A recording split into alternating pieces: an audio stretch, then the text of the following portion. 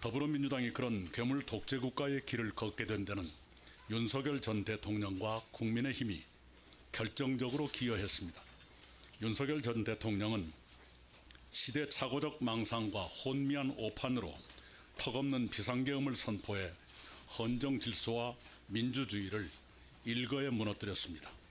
국민의힘은 미친 비상계엄을 막지 못했을 뿐만 아니라 사후에도 비상계엄을 일부 두둔하고 윤석열 전 대통령에 대해서도 애매한 태도를 취했습니다.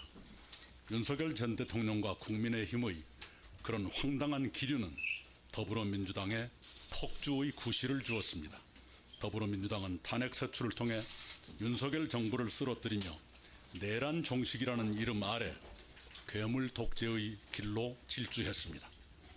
비상계엄은 2시간 33분 만에 국회의 해제 결의로 막을 내렸고 윤석열 전 대통령과 관련 부하들은 자리에서 쫓겨나 내란 혐의 재판을 받고 있습니다. 비상계엄은 헌정 질서와 민주주의를 파괴했지만 신속한 계엄 해제와 대통령 파면을 포함한 사법 절차 진행은 국회의 계엄 해제 결의와 탄핵 소추 같은 견제 기능이 살아있기에 가능했습니다. 비상계엄과 내란 혐의는 수사기관과 사법부가 헌법과 법률에 따라 수사, 기소하고 심판해 왔으며 앞으로도 그럴 것이고 또 그래야 한다고 저는 믿습니다. 그러나 지금 더불어민주당이 예고하는 괴물 독재국가는 비상계엄과 또 다른 의미에서 심각합니다.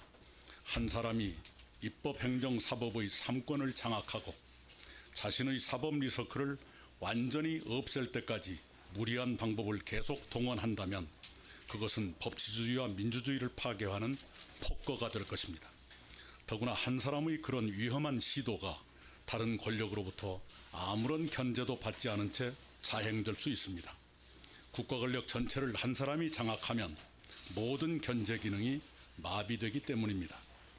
계엄 때처럼 견제 기능이 살아있느냐 아니면 괴물 독재 국가로서 견제 기능이 죽느냐의 차이는 엄청납니다. 견제 기능이 살아있다면 민주주의는 회복되지만 견제 기능이 죽으면 민주주의도 회복 불능으로 무너집니다. 그렇게 대한민국이 괴물 독재 국가로 추락할 수도 있다는 점에서 이번 대선은 치명적입니다. 괴물 독재 국가 출현을 막는 일이야말로 대한민국이 당면한 최대의 숙제가 됐습니다. 저는 괴물 독재 국가의 출현을 막기 위해 나름대로 노력해 왔습니다.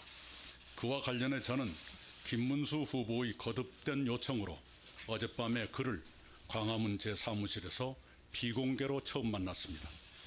김문수 후보와 저는 괴물 독재국가 출현을 막고 새로운 희망의 제7공화국을 준비하는데 각자의 방식으로 협력하자는데 원칙적으로 합의했습니다.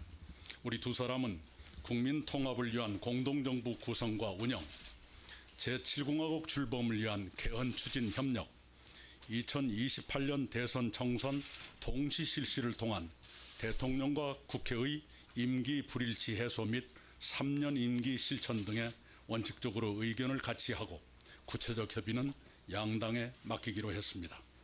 저는 비상계엄과 잇따른 대통령 파면에 대한 성찰로서 대선 이후에 국민의힘을 비롯한 정계의 대대적 개편이 일어날 것이라고 전망했고 그는 수긍했습니다. 저는 윤석열 전 대통령과의 결별을 거론했고 그는 경청했습니다.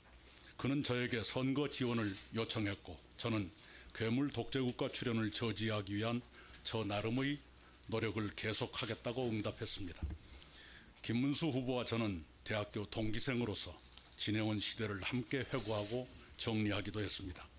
김 후보는 저와 같은 날 같은 대학교의 다른 단과대학에 입학했으나 졸업은 그가 저보다 20년이나 늦었습니다. 그는 학생 시절부터 고통스럽지만 정의로운 노동운동가의 길을 걸었고 제적과 옥고를 치렀습니다.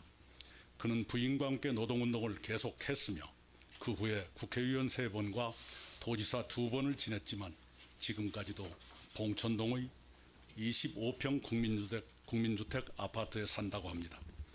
그에게는 제가 수용하기 어려운 면도 있습니다. 간간히 돌출한 그의 극단적 인식과 특정 종교인과의 관계가 특히 아쉽습니다. 그럼에도 불구하고 그의 치열하고 청렴한 삶의 궤적과 서민 친화적이고 현장 밀착적인 공직 수행은 평가받을 만하다고 생각합니다. 특히 평택 반도체 단지 조성처럼 멀리 보는 정책의 결정과 추진은 아무나 하는 일이 아닙니다. 무엇보다도 당장 눈앞에 닥친 괴물 독재국가 출현을 막는데 그가 가장 적합한 후보인 것은 분명한 사실입니다. 그래서 저는 저의 한 표를 그에게 주기로 했습니다. 이상으로 오늘 보고를 마칩니다. 감사합니다.